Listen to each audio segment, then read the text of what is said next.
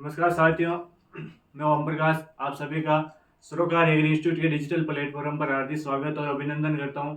जैसा कि आप सबको पता है कि हम है जो आपके सरोकार एग्री इंस्टीट्यूट के यूट्यूब चैनल पर कृषि पर्यवेक्षक एवं सहायक कृषि अधिकारी के हैं जो बैच लेके आ रहे हैं।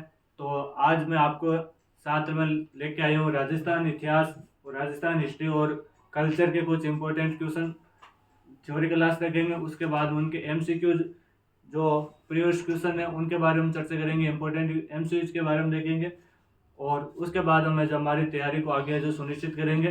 तो चलते हैं आज के हमारे सेशन में। और आप है जो ज़्यादा से ज़्यादा आपके दोस्तों के साथ या आपके परिवार के सदस्य से जो कोई भी है जो डबल ए सुपरवाइजर तैयारी करता है तो उनके साथ है जो ये वीडियो ज़्यादा से ज़्यादा शेयर करना। कुछ टॉपिक ऐसे हैं जो सुपरवाइजर के अंदर नहीं है लेकिन डबल ए के अंदर है, तो हम उन तमाम टॉपिक के साथ में जो चलते हुए हम चर्चा करेंगे। इससे पहले मैं आपको थोड़ा बता देता हूँ कि जो डबल ए का सिलेबस है उसमें कुछ टॉपिक हैं जो हमारे इधर नहीं है सुपरवाइजर में, तो वो कौन कौन से उनके बारे में थोड़ी चर्चा कर लेते हैं।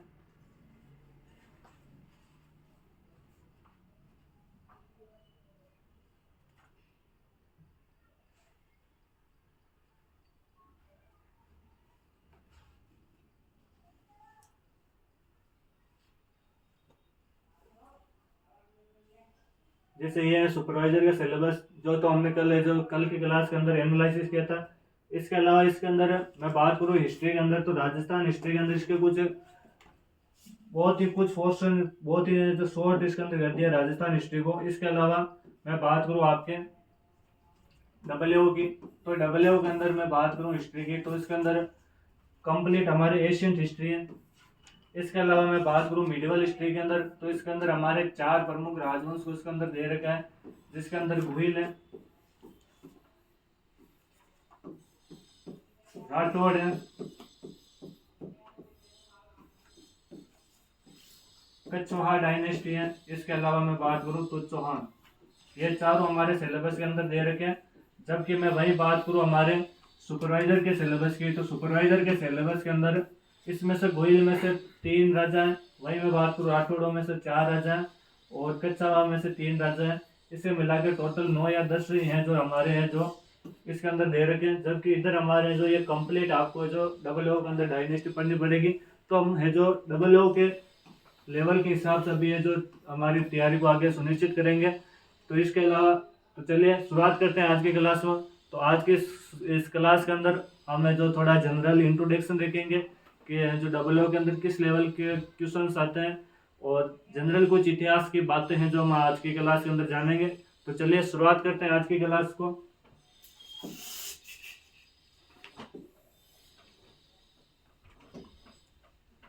मैंने आपको कल क्लास के अंदर बताया था कि राजस्थान का जो इतिहास है उसको अंदर हमें 3 भागों के अंदर बांट के पढ़ते हैं। उसके अंदर आपको मैंने प्राचीन इतिहास बताया था, मध्यकालीन राजस्थान का इतिहास मैंने आप लोगों को बताया था। इसके अलावा आधुनिक राजस्थान का इतिहास अर्थात एशियन हिस्ट्री, मिडिवल हिस्ट्री और मॉडर्न हिस्ट्री के बारे में कल चर्चा की थी। आज मैं आपको बताऊं तो सबसे ज्यादा क्वेश्चन कहाँ से पूछने की पॉसिबिलिटी रहती है, या जो पिछले कुछ एग्जाम है साल 2 साल से क्या आरपीएससी का ट्रेंड चला आ रहा है, क्या हमारे जो कर्मचारी चयन बोर्ड है उसका क्या ट्रेंड चला आ रहा है, कहाँ से वो क्वेश्चन पूछ रहे हैं। तो इन तीनों पोर्शन में से सबसे ज्यादा यदि किसी से क्वेश्चन पूछे जाते हैं तो वो है ये वाला पोर्शन, आधुनिक राजस्थान का इतिहास, जिसके अंदर हम मराठाओं का हमारा राजस्थान के अंदर है जो उनका प्रवेश कैसे होता है, कहाँ से वो आए हैं। इसके अलावा 1857 की क्रांति, राजस्थान का एकीकरण, प्रजामंडल, किसान आंदोलन, जनजाति आंदोलन, वो सारी चीजें हैं जो हम किसके अंदर पढ़ते हैं, आधुनिक राजस्थान के इतिहास से पढ़ते हैं। और यहाँ से है जो इस पोर्शन से सबसे ज्यादा ये जो मैं बात करूँ तो क्वेश्चन आने की क्या रहती है, पॉसिबिलिटी रहती है। वहीं मैं बात करें तो मध्यकालीन राजस्थान, इसके बाद सबसे ज्यादा पूछे जाने वाला रहता है और उसके बाद में सबसे कम प्राचीन इतिहास से है जो हमारे क्या आते क्वेश्चन आते हैं। तो आज के क्लास के अंदर हम स्टार्ट करेंगे मध्यकालीन राजस्थान के इतिहास से। उसके बाद हम किस कौन सा पढ़ेंगे, तो हमारे आधुनिक राजस्थान के इतिहास पढ़ेंगे।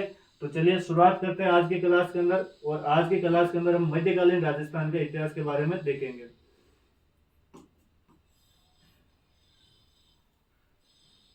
अब बात करें मध्यकालीन राजस्थान इतिहास क्या है, आधुनिक राजस्थान का इतिहास क्या है और प्राचीन इतिहास क्या है।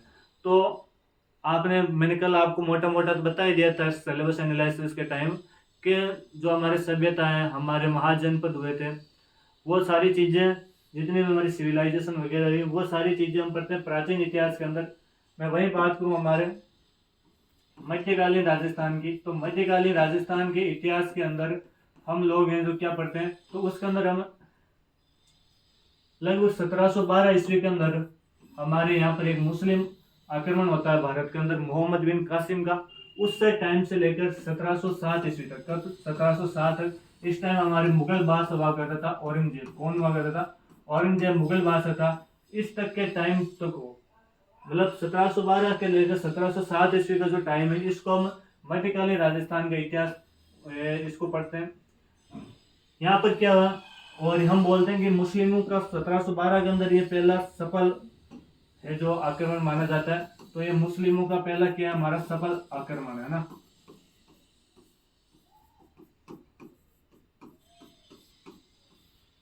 पहला मुस्लिम सफल आक्रमण माना जाता है। 1707 के अंदर औरंगजेब की क्या होती है, मृत्यु होती है।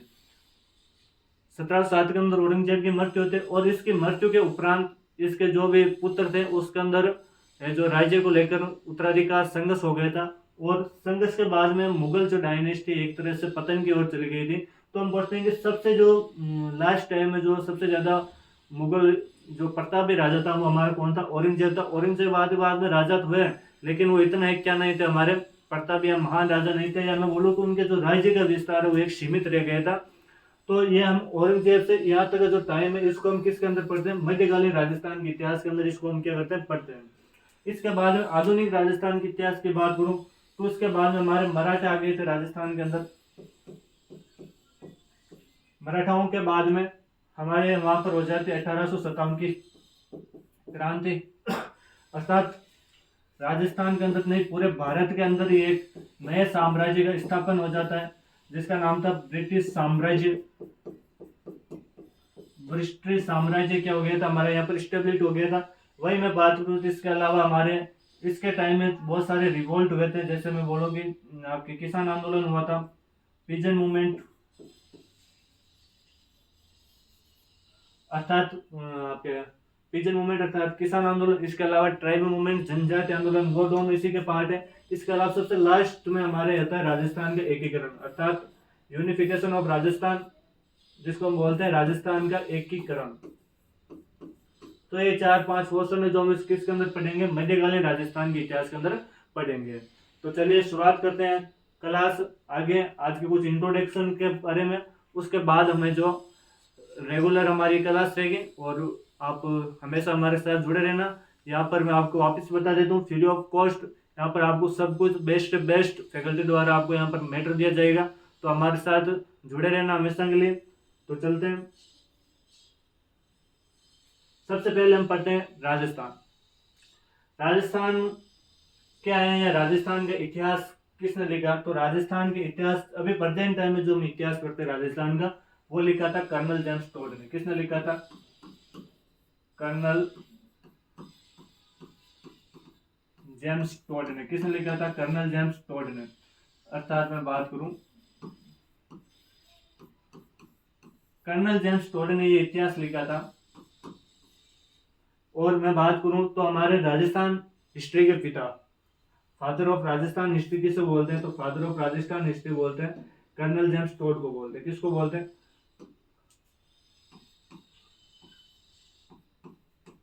अर्थात राजस्थान के इतिहास के पिता।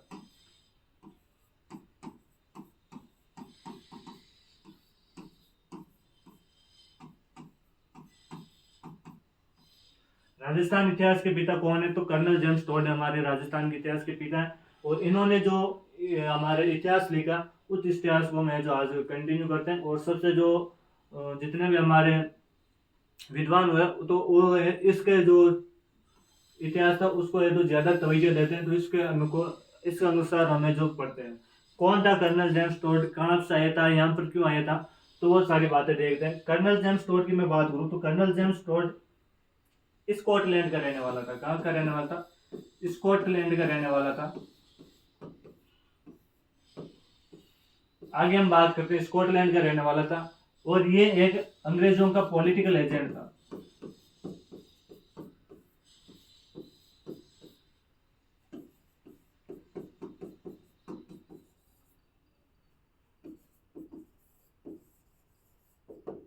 अंग्रेजों का क्या था, पॉलिटिकल एजेंट था, जिसको हम शॉर्ट में पीए बोल सकते हैं। क्या होता है पीए, तो वो हम सारी बातें बाद में जब पढ़ेंगे हम हमारा आधुनिक मॉडर्न हिस्ट्री, उस टाइम में आपको पॉलिटिकल एजेंट वगैरह बता दूंगी इनके बारे में। तो अंग्रेजों का ये क्या था, पॉलिटिकल एजेंट था और हमारे यहाँ पर आया था। राजस्थान के अंदर इसकी पोस्टिंग थी और राजस्थान के अंदर ज्यादातर राज्यों ने जो अंग्रेजों के साथ संधि कर रखी थी, तो वो एक तरह से मैं बात करूं कि अंग्रेजों का आने बाद में लड़ाई वड़ाई थोड़ी कम ही हुआ करती थी। तो बाद में इसने है जो यहाँ पर फ्री टाइम में बैठे बैठे हमारे जो इतिहास की कहानियां थी उनको पढ़ना प्रारंभ किया और न और ज्यादा जो जानकारी जुटा पाया था उनको जुटाई। और इनके एक यहाँ पर एक गुरु बना लेता है, इनके गुरु का नाम था यतिक ज्ञानचंद्र। क्या नाम था?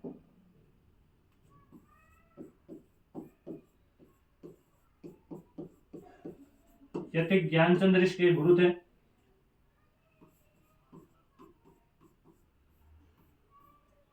और इन्होंने जो इसको बहुत ज्यादा, मैं बात करूं तो यहाँ के भाषा को समझा। बाद में यहाँ पर जो यहाँ के मेवाड़ मारवाड़ जो भी यहाँ की हिस्ट्री थी उसके बारे में इसने बहुत और ज्यादा है जो लिखा था। तो ध्यान रखना, इसको ध्यान रखने वाली बात ये भी है कि ये कर्नल जेम्स टोड है जो राजस्थान के इतिहास के पिता कहा जाता है इसको। स्कॉटलैंड का ये रहने वाला था, अंग्रेजों का पॉलिटिकल एजेंट बन के यहाँ पर आया था और इसके गुरु का नाम था यतिक ज्ञानचंद्र, इसके गुरु का नाम था। और मैं कुछ बातें इसके बारे में बताऊं तो कर्नल जेम्स टोड, इसकी पुस्तकें हैं कुछ जिनके बारे में मैं आपको बताऊं। तो इसकी ये पुस्तक है annals and equities of Rajasthan, और इसी पुस्तक का एक दूसरा नाम है central and western Rajput states of India ना। तो वो दोनों पुस्तकें मैं बात करूं, ये आप देख सकते हो, ये कर्नल जेम्स टोड है, कर्नल जेम्स टोड, उसकी ये फोटो है।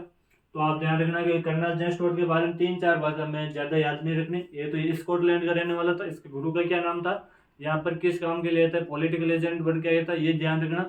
और इसकी पुस्तकों के बारे में ध्यान रखना। तो इसकी पुस्तकों के बारे में बात करूं, ये एनास एंड इक्विटीज ऑफ राजस्थान, या इसी पुस्तक का दूसरा नाम है central and western Rajput states of India. आपको मैं जूम करके बता देता हूँ ये पुस्तक किसके द्वारा लिखी हुई है। तो ये पुस्तक है जो हमारे कर्नल जेम्स टोड के द्वारा ये लिखी हुई पुस्तक है।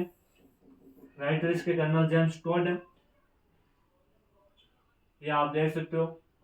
पुस्तक का नाम है annals and equities of Rajasthan, या इसी पुस्तक का दूसरा ही नाम है जिसका क्या नाम है central and western Rajput states of India.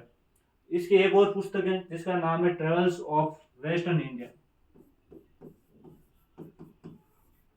Travels of western India. तो इसकी दो पुस्तकें, एक तो ये हो गई आपकी एनाल्स एंड इक्विटीज, जिसका दूसरा नाम क्या, central and western Rajput states of India, और इसकी जो दूसरी पुस्तक है उसका क्या नाम है हमारा ट्रेवल्स ऑफ वेस्टर्न इंडिया। मैं बात करूं तो आपको सबको पता है कि जैसे भारत का मैप इस टाइप से, जैसे वो भारत का मैप है, तो भारत के मैप के अंदर मैं बात करूं तो इधर आपका होता है नॉर्थ, साउथ, ईस्ट और वेस्ट। जो राजस्थान वाला जो पार्ट है वो ये वाला पार्ट होता है जिसमें राजस्थान को जो वेस्टर्न माना जाता है। तो राजस्थान की जो स्थिति है वो कैसी है, वेस्टर्न है, अर्थात ये एक इंडिया का वेस्टर्न भाग के बारे में लिखता है, जो कि कैसा है, राजपूत स्टेट से, यहाँ पर राजपूत डायनेस्टी क्या करती है, राज करती है। तो इसके बारे में ये बता रखा है कि सेंट्रल एंड वेस्टर्न, यानी केंद्रीय और वेस्टर्न भाग जहाँ पर कौन सी डायनेस्टी राज करती है, हमारे राजपूत डायनेस्टी बात करते हैं, उसके बारे में लिखी हुई पुस्तक है ना। इसने 3 पुस्तकें, इसकी वॉल्यूम फर्स्ट ऑफ थर्ड यहाँ पर बता रखा है। इसके अलावा मैं बात करूँ एनाल्स एंड इक्विटीज, तो इसके 2 पुस्तकों के बारे में आपको ध्यान रखना है। आगे चलते हैं।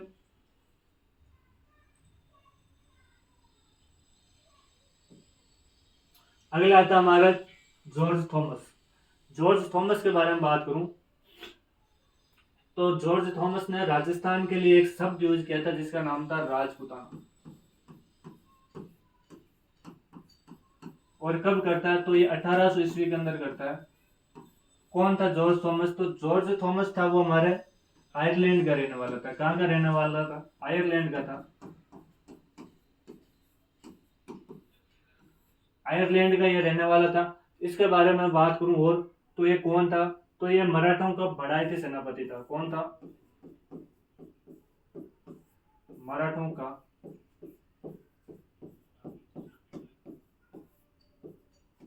बढ़ाई सेनापति था ये। इसने हमारे यहाँ पर बहुत जगह हैं जो आक्रमण किए थे। मैं बात करूं इसने तो ये हमारे जयपुर, इसके अलावा उदयपुर, इसके अलावा मैं बात करूं तो बीकानेर, बीकानेर पर यह आक्रमण भी करता है। अब यहाँ पर एक शब्द आया बढ़ाई सेनापति। बढ़ाई सेनापति का क्या अर्थ होता है? तो बढ़ाई सेनापति वो सेनापति जिसको मर्सरी कमांडर बोलते हैं इंग्लिश में, कि जो पैसों के बदले जो युद्ध किया करता, तो जो जिसको ज्यादा पैसा देता था उससे इसके साइड से ये क्या लेता, युद्ध कर लेता। तो ये ध्यान रखना 1800 के अंदर ये हमारे राजस्थान के लिए राजपूताना शब्द यूज किया था इसने।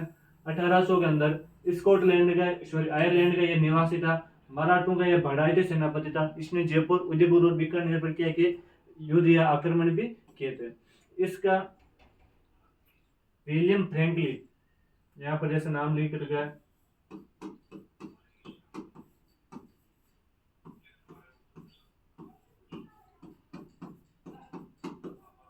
William Franklin. इस विलियम फ्रैंकलिन की एक पुस्तक है द मेमोरीज ऑफ, सॉरी पुस्तक का नाम है military memories of mister George Thomas. ये पुस्तक किसकी है? तो ये पुस्तक है आपके विलियम फ्रैंकलिन की पुस्तक है, जो कि किस पर लिखी हुई है? तो जॉर्ज थॉमस के ऊपर लिखी हुई है। तो इसकी पुस्तक का भी आपको एक नाम याद रखना है। तो ये ज्यादा हमारे आज के बाद ज्यादा नहीं है इसके बारे में, तो ये थोड़ा इसके बारे में ध्यान रखना। जॉर्ज थॉमस कौन था? तो जॉर्ज थॉमस हमारे में बात करूं मराठों का बढ़ाई सेनापति था, जो आयरलैंड का निवासी था। और इसने कहाँ कहाँ पर आक्रमण किए? तो जयपुर पर आक्रमण किया, उदयपुर पर किया, बीकानेर पर भी आक्रमण किया। और विलियम फ्रैंकलिन की पुस्तक है, उसका क्या नाम है? Military memories of mister George Thomas इसकी पुस्तक का नाम है। तो इसके बारे में आपको ध्यान रखना है। अब हम चलते हैं आगे। तो अब हमारी ये जो असल में राजस्थान हिस्ट्री है जो शुरुआत होती है, अब ये हमारा कुछ इंट्रोडक्शन था जनरली। तो अब हम बात करते हैं। तो राजस्थान डबल के मैं बात करूं,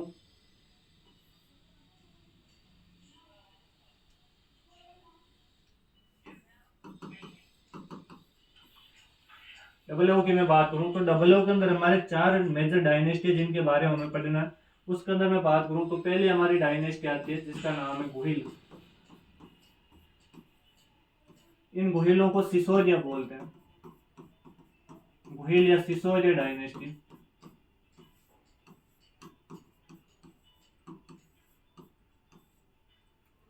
एक हमारे यहाँ पर राजवंश आता है जिसका नाम था हमारा चौहान डायनेस्टी, चौहान राजवंश। इसके अलावा मैं बात करूं तो राठौड़,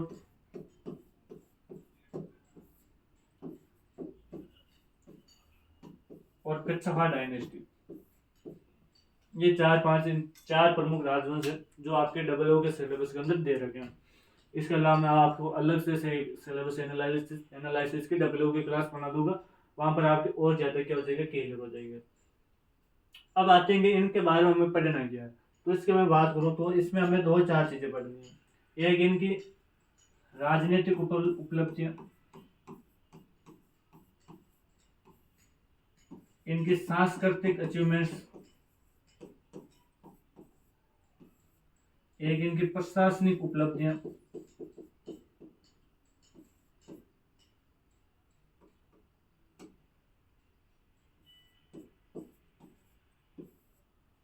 राजनीतिक, सांस्कृतिक और प्रशासनिक उनकी उपलब्धियों के बारे में हमें ज्यादा से ज्यादा देखनी है। राजनीतिक उपलब्धियों के बारे में तो देख लेते हैं कि भाई इन्होंने कौन कौन से युद्ध किए थे, कहाँ पर हैं, जो कौन से युद्ध में इनकी विजय वगैरह हुई, तो वो राजनीतिक उपलब्धि होती है इनकी।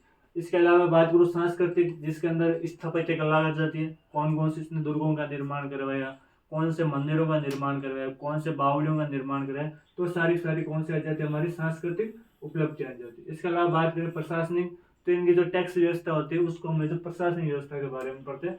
तो ये 4-5 पोर्शन होते हैं जिनको हमें मेन इंस्टीट्यूशन पूछे जाते हैं, या इनको ये जो मेन पढ़ के चलते हैं। मैं ध्यान रखना, आपको थ्योरी क्लास के साथ साथ हम MCQ लेके आएंगे, जिससे आपके और ज़्यादा है जो क्या हो जाएंगे, डाउट क्लियर हो जाएंगे। आपको पता रहेगा क्या हम जो पढ़ रहे हैं वो क्या है, एकदम सही है या नहीं है, क्या हम जो पढ़ रहे हैं वहाँ से क्वेश्चन आ रहे नहीं है। तो सारे जो आपके जवाब है उनका क्वेश्चन आंसर हमें जो नेक्स्ट क्लास के अंदर देंगे। तो चलते हैं आज। सबसे पहले हम बात करते हैं मेवाड़ के इतिहास की।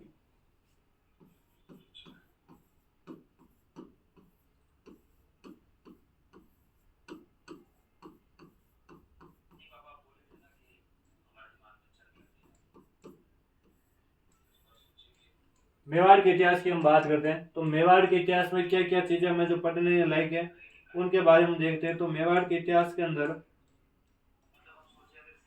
आपको पता है कि बहुत सारे राजा हैं जिनके बारे में हमें पढ़ना है, बहुत सारे राजा जिनके बारे में क्या करना पढ़ना है। उसके अंदर मैं बात करूं तो मेवाड़ के अंदर 25 के समथिंग ऐसे राजा जिनके बारे में क्या रहना पढ़ना पड़ता है। इसके अलावा मैं बात करूं आज, तो इसमें आज हम देखेंगे इनकी कितनी शाखाएं थी, इनका भौगोलिक विस्तार कहाँ कहाँ था, तो इनके बारे में सारी चीजें देखेंगे। तो हम बात करें तो इनकी वैसे 24 शाखाएं मानी जाती है। गुहिलों की कितनी शाखाएं, तो गुहिलों की 24 शाखाएं हैं। कितनी है, 24 शाखाएं हैं। इसके अलावा मैं बात करूं तो गुहिलों के बारे में और देखते हैं कि गुहिल कौन थे। तो गुहिल है जो हमारे सूर्यवंशी हिंदू थे। कैसे थे, सूर्यवंशी हिंदू थे।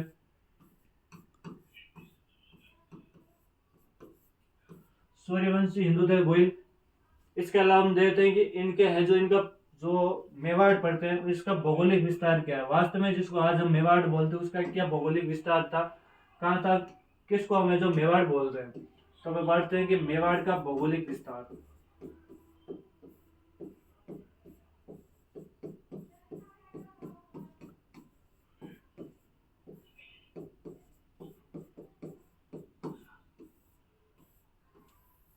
मेवाड़ के भौगोलिक विस्तार के बारे में देखेंगे तो वैसे जिसको आज हम मेवाड़ बोलते हैं उसके अंदर मेनली 5 डिस्ट्रिक्ट आते हैं। उसके अंदर मैं बात करूं आपके, तो उसके अंदर एक आता है हमारा चित्तौड़,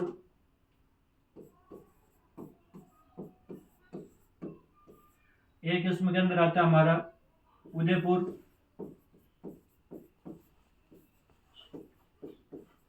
राजसमंद। इसके अलावा मैं बात करूं आपके बांसवाड़ा, और इसके अलावा बात करते हैं डूंगरपुर। डूंगरपुर के अंदर भी हमारे गोयल डायनेस्टी का शासन था। इसके अलावा एक नया जिला बना जिसका नाम है आपका सुरुम्बर, जो भी उदयपुर और राजसमंद से मिलकर बनाया हुआ है नया जिला सुरुम्बर। तो ये 5 डिस्ट्रिक्ट है जो हमारे किसके अंदर आते हैं, मेवाड़ के अंदर आते हैं। इनके बारे में देखेंगे। तो आज की क्लास को हम यही समाप्त करते हैं, और आपको जो आज की क्लास अच्छी लगी होगी, मिलते हैं नेक्स्ट क्लास में। तब तक हमारे साथ बने रहिए। धन्यवाद।